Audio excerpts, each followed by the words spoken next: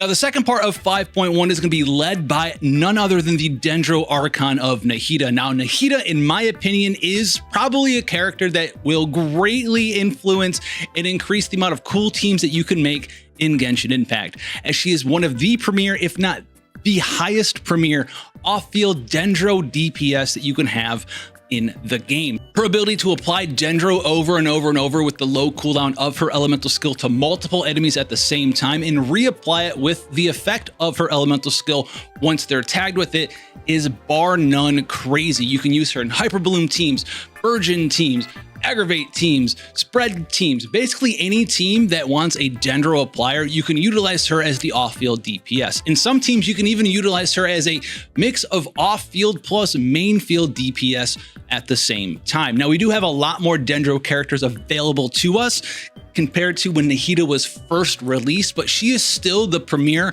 off-field damage dealer. There's a ton of team compositions out there that just get better with Nahida, not to mention the effects of her elemental burst, buffing up the different elements in your party on top of her ability to just do very good damage while off the field and help you apply that Dendro element over and over and over so you can get these nice Dendro related elemental reactions. You can't really go wrong with adding Nahida to your party, and you're going to be able to make a lot of teams with her, making her one of the highest rated and honestly just highest value characters you can have on your account in Genshin. Now, we know spooky season's coming back to us. October and Halloween are almost here, so obviously Hu Tao is going to make a return as well. And Hu Tao, while being an old character, is still a fantastic one due to the amount of indirect buffs that she gained access to over time. Now, what do I mean by indirect buffs? Well, Hu Tao is an HP scaling damage dealer that wants to be doing pyro-related elemental reactions. She wants to be actually finishing those reactions, so she needs a lot of hydro applications off of the field. When she was originally released, we just kind of had Xingqiu,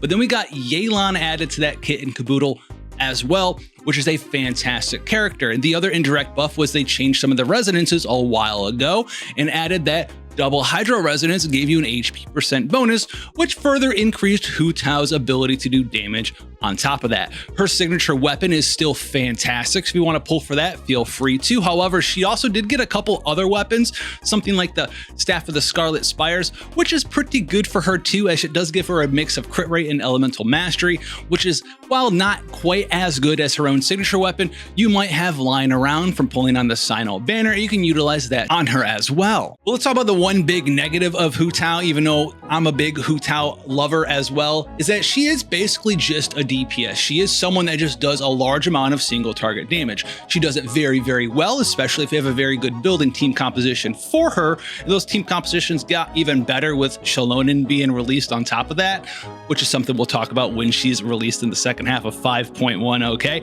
But that being said, there's a lot of other characters that are coming out or have come out, like Arcelico, and we have the Pyro Archon being released, whether that's going to be an on-field DPS driver or an off-field sub-DPS, that Pyro Archon. There's a lot of different ways that you can make a damage dealer do damage in Genshin Impact, especially with the Pyro element.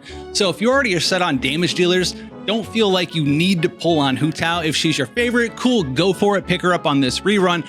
But between the four characters here, I would have to say that she's on the lower echelon of things you might want to add to your account, along with Chiori. The two winners of this one are going to be Xiaolonen as well as Nahida. If you already have access to Nahida on your account, then Xiaolonen's the winner here for you. Make sure you pick her up. You will not be sorry. But if you have enough currency for both Nahida as well as Xiaolonen, you have neither of them on your account, try to pick them both up. I would prioritize Xiaolonen probably because she works with every element outside of Anemo and Dendro, whereas you're going to be using Nahida for Dendro teams. They're both fantastic characters, and if you had to pick, I'd feel a little bit sorry for you because they're just that good. But thanks for joining me in the Genshin kitchen today, guys. Make sure you hit that like, subscribe, comment down below. We want to get to like 100,000 subscribers by the end of the year this year, so let's go ahead and just zoom into that goal right now. Until then, guys, take care, and I'll catch you in the next one.